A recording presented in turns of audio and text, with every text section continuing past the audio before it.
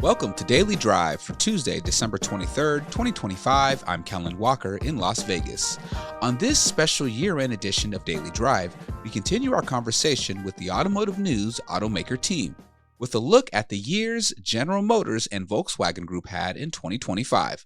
GM reporter Lindsay VanHulle and VW reporter Jack Walsworth lead the discussion. They're joined by Nick Bunkley, director of Automaker coverage at Automotive News, as well as Ford reporter Michael Martinez and Stellantis reporter Vince Bond Jr. In the first part of this conversation, Lindsay talks about GM's ability to post solid numbers while navigating the challenging EV landscape. Now, Lindsay, GM's mixed signals. Now, GM had a mixed year, posting strong profits while making some big reversals. Help us make sense of all of it. You know, it's really interesting. I think back in October when they reported their third quarter earnings, they actually increased their earnings forecast for the full year. And a big part of that is because of what we talked about earlier, that the impact of tariffs was going to be less than they had originally anticipated. And there's still a lot of strength in the business, right? Sales are still strong, pricing is still strong. They still point to incentives being lower than the rest of the industry. They haven't had to make a lot of big changes there in response to all of the other kinds of shifts that we've seen. But, they have made a lot of news, especially, in the back half of the year about changes to production. And a lot of that is, I think, in trying to respond to a lot of the things that we're seeing. So they've talked about, partly because of the tariff impact, they're going to be investing about $4 billion in 3 U.S. assembly plants so that they can start building more internal combustion engine vehicles in 2027. One of those is in Michigan, Orion Assembly. It's been down since the end of 2023, and the plan was they were going to use that as sort of extra capacity for their electric pickups, the Chevy Silverado EV and the GMC Sierra EV. They haven't needed it. The sales of those have been picking up, but it's not, they haven't, the electric pickup segment in general just really hasn't, I think, caught on maybe to the degree that automakers had thought, several years ago when these were under development. And so that plant's kind of been pushed back a couple of times. And this year they said, it's instead going to be converted back to building gas powered pickups and SUVs. So the Silverado, the Sierra, and the Cadillac Escalade actually will be moving up from Arlington Assembly in Texas, where that plant's been pretty much running at full capacity, building those big SUVs.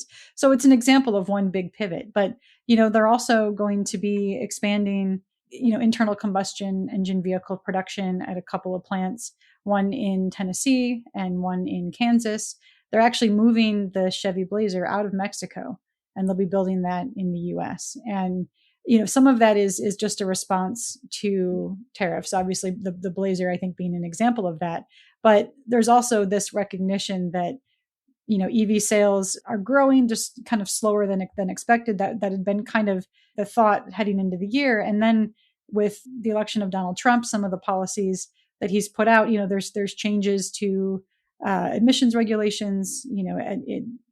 This fall, they ended the $7,500 tax credit that had really supported sales and leases of new EVs. We saw a lot of pull ahead EV sales. And I think now there's this understanding that, that's going to fall off. And what that normalized demand looks like, I think we all don't know. It's going to take a while to see without the federal incentive, what ultimately those EV sales look like. But GM is sort of getting ahead of that and saying, okay, we don't need as much capacity. We're going to, be looking at what production looks like, what our footprint looks like. They've talked about idling some plants and having some downtime, including at their battery plants, their joint venture battery plants, as just sort of a recognition. I think what they'll tell you is, we don't want to build beyond demand, because then we have a bunch of batteries and EVs that we can't sell without discounts. And, they don't want to get in a situation where they're overproducing to what demand looks like. So, they're going to take some charges against earnings because of it, but they're really kind of looking overall at just what that production footprint looks like and how much capacity they really need. Well, also, Lindsay, GM folded Cruise into its Super Cruise team this year and announced plans for eyes off driving in 2028. How important is self-driving technology for GM's future plans? This is going to be really interesting to watch. And to sort of recap, they had invested in this Cruise self-driving startup, and they were operating self-driving vehicles with commercial rides out in California and a couple of other places. And they had an incident with one of their vehicles in San Francisco. Got into a crash, and there was a pedestrian who was injured, and it really kind of caused them to sort of halt their operation nationwide, and we're trying to look at scaling. And ultimately, GM decided, that robotaxi business is not our core operation. And what they've decided to do instead is really fold that whole piece of it and bring Cruise's technology, their employees inside the automaker, and really combine those efforts to focus on their Super Cruise system. It's their eyes on, hands off technology right now. It allows you to take your hand off the wheel on freeways and on some kind of divided state highways, and has really been a focus of theirs to try and expand the capability of what it can do, and also to more models. And so what they're looking at now is how they can take the models and the simulation and the technology that Cruise was doing fully self-driving, and now to expand it with what Super Cruise can do. And so what they've said is by 2028, they're going to be able to have an eyes off, hands off system. And there aren't many in the US right now that are doing this. And so how that comes together, how the technology develops, and ultimately what that execution looks like, I think is going to be a very interesting thing to watch. Other big news, Lindsay, for GM, they have moved their headquarters. Give us the whole lowdown on that. Yeah, they said this year that they're going to be leaving the Renaissance Center, which, if you know Detroit and you know the skyline, it's the cylindrical towers right on the river, huge icon in the city. It's also a very complicated building. It's sort of a maze. I think everyone who's been in there has a story about getting lost. For a long time, they've been sort of moving employees out. A lot of them now are based out in Warren, to the north of Detroit, where they have their global tech center. And so there's not a lot of operations, I think, still left in the Renaissance Center, at least compared to several years ago. And so they're planning to stay downtown Detroit, but in a newly constructed building on the site of an old Hudson's department store. They're planning to move out early 2026. So I think there's just this recognition that they don't need as much space. Work has changed. There are still, I think, a lot of people who are out in Warren who are and will continue to work at the tech center, but they've got a newer building that reflects just kind of the modern workforce, and that just isn't a labyrinth to navigate. Coming up, our own Jack Walsworth outlines Volkswagen's struggles and successes in 2025. That's next on Daily Drive. Jack, what was VW's 2025 like? They've been relatively quiet compared to these other dramas. Yeah, I would say it was challenging. Looking at the Volkswagen brand, ID Buzz finally had its first full year of sales, and sales were pretty low, pretty timid. I think the demand for an expensive minivan that's electric in the U.S. probably wasn't what Volkswagen thought it was going to be back when they first showed this as a concept years ago. They also launched the new Tiguan, which Tiguan historically is their best seller, but it doesn't have a hybrid. And right now, hybrids are very in vogue with U.S. shoppers. Look at some of the other brands. Audi had a couple of big product launches, but again, it's all kind of goes back to tariffs. Those are still being hit with higher tariffs than what they had to deal with previously. It seems like it's kind of like a one or two steps forward, one step back throughout the year for Volkswagen as a group. At the beginning of the year, they were pretty high on, they had Scout coming. They were going to bring Cupra to the US. Cupra is a brand from Spain. It's kind of a edgy, stylish brand. Those have now since been pushed back beyond 2030. Scout is still coming, but that's created a lot of angst and anxiety with Volkswagen brand and Audi brand dealers here in the US because Scout wants to go direct to consumer. So I think challenging has just been one of those years where I think Volkswagen, of all the big groups, probably wasn't set up for tariffs as well as anybody else. So they've been dealing with that. And then just the way the product portfolios have lined up, it's just some things work, some things don't. Volkswagen has really wanted to grow their US market share for years. This has been something they talk about every year, and they still want to do that. It's just becoming increasingly harder. And I think this year kind of really summed up some of those challenges. It's just going to take a lot for them to get their US numbers up. And Scout, Scout's been a big story this year, Jack. They chose Charlotte as headquarters and are moving toward production. Are things moving forward on schedule for the new brand? And how has the changing EV landscape affected its chances of success? Yeah, I think as far as we know, Scout is still on schedule. They're still aiming for late 2027 for production to begin, with the caveat they haven't told us which of the two models or which powertrain they're going to launch with. So it's still, we could see some new dates in the near term where things kind of get pushed back, so to speak.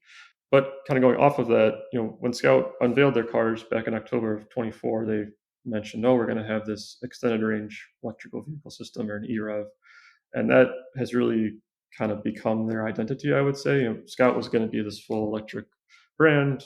It was going to be EV only. They weren't considering anything else. And then they kind of did the Steve Jobs one more thing and said, oh, by the way, we're doing this EREV.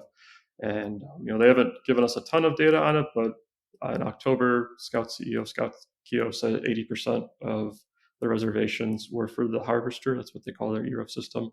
And they had about 130 reservations at the time. So clearly that seems to be clicking with US shoppers. Scout back in the day was this kind of go anywhere, do whatever type vehicle. And I think a lot of people were saying, well, I would like to get one, but if it's an EV, I have range anxiety. What happens if I'm out on a trail? I can't charge it. So I think Scout's really trying to utilize that Harvester as this is this is the best solution. As far as we know, they're still going to offer an EV, but again, going back to what I said earlier, they haven't specified what powertrain is going to launch first in late 2027. My guess is it's probably going to be the EREV, given that's where the consumer demand is. So, I think Scout going to the EREV is probably a pretty shrewd move, and we'll see down the road what their powertrains look like. But it still seems like Scout's still calling them EVs. It's just a matter of training the consumer to realize what it is type thing. But I was at the LA Auto Show last month. The Scout booth was packed the entire time. They seem to really have gotten a following. It seems like a lot of people really have interest.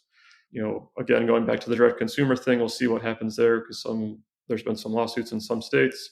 Most Volkswagen or Audi dealers are quite upset with the route. So, there's lots still to come between now and when production begins.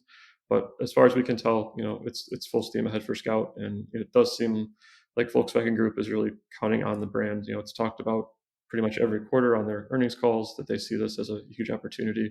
And, as we all know, Volkswagen Group hasn't really had to pick up a large body and frame SUV in the US. So it's definitely new territory for the group and for this brand coming back. Well, I guess I should mention our colleagues in Germany at Automobil Volca reported that Audi plans to build a vehicle off the Scout platform in South Carolina. That would obviously be huge. Like as I mentioned earlier, Audi has been wanting to get a US plant for a long time. So maybe utilizing the South Carolina plant is the way they do that. And, us American shoppers love our big body on frame SUVs. Audi's had some large crossovers, but having something this big would be, I would imagine, a huge win for Audi's US dealers. So something to stay tuned on here in 2026. That's Daily Drive for today. I'm Kellen Walker. Thanks to Automotive News executive producer Jake Neer for his help on today's podcast. You can get the latest news on manufacturing, electrification, and everything happening in the auto industry at autonews.com. Come back tomorrow for a look at Nissan's tumultuous year in 2025 with our own Urvash Kakaria. Nissan has had a pretty interesting year. Like I've said, they just can't seem to catch a break. We'd love to hear from you. Let us know what you think of the show and the topics we covered today. Send us an email at dailydrive@autonews.com or leave us a voicemail at 313-444-2774. And if you enjoy the podcast, remember to leave a review, and subscribe so you never miss an episode.